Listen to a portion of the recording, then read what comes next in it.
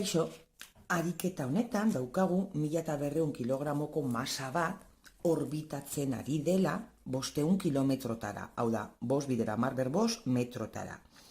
Orbitatzen ari den altuera ematen digute, beraz, lurraren zentrotik dagoen distantzia da h altuera hori gehi lurraren erradioa, eta horri deituko diogu R, bale? Orduan, kontua litzateke, hemen lurra eta hemen gorputz hori orbitatzen, bale? Ematen digute H eta horri gehitu behar diogu lurraren erradioa. Badakitu irudia ez dela proportzionala. Badakigu gorputz bat higidura zirkular uniformea egiten duenean horren kausa dela indar zentripetua, hau da, eragiten dion indarra.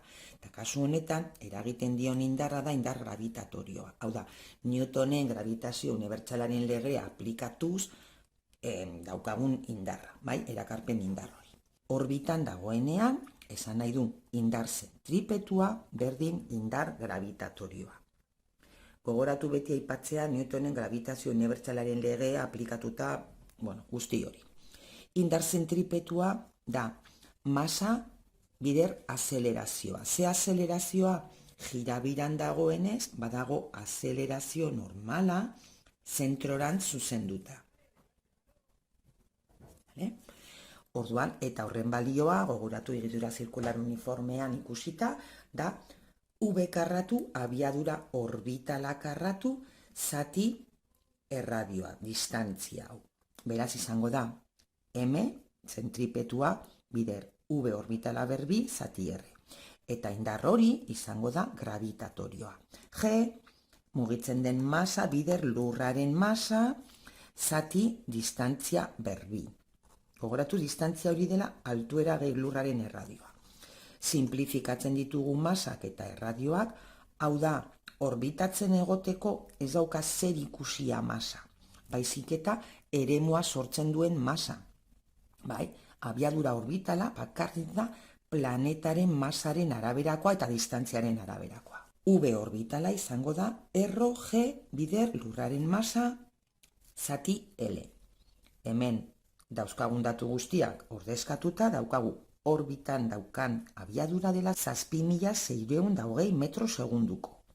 Eta hori da abiadura orbita horretan.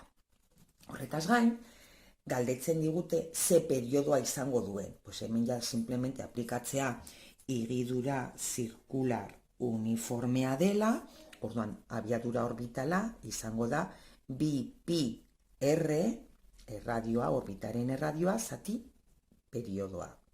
Hemen dana ezagutzen dugu, periodoa izan ezik, kanporatzen dugu, ordezkatu datuak, kontuz erradioarekin, ez nahaztu altuerarekin, hori da akats tipikoa. Eta kalkulatzen dugu periodoa, modutan, segundutan, ematen dugu emaitza, 5.660 segundu, eta hori ordutan adierazita, 1,6 ordu. Fijatu zaitezte, sateliteetan eta guzti horietan aplikatzen duguna da hau. Indar zentripetua dela indar gravitatorioa. Eta hemen dila kanporatzen dugu abiadura orbitala eta hortik atera ezakegu periodoa. Edo bidea alderantziz egin daiteke, periodoa ezagutzen dugu, abiadura orbitala kalkulatu eta hortik lurraren masa edo, bai? Eta hau da dana, edozin zalantza baldin badaukazue, mesedez iruzkinetan utzi eta erantzungo dizuet. Gero arte!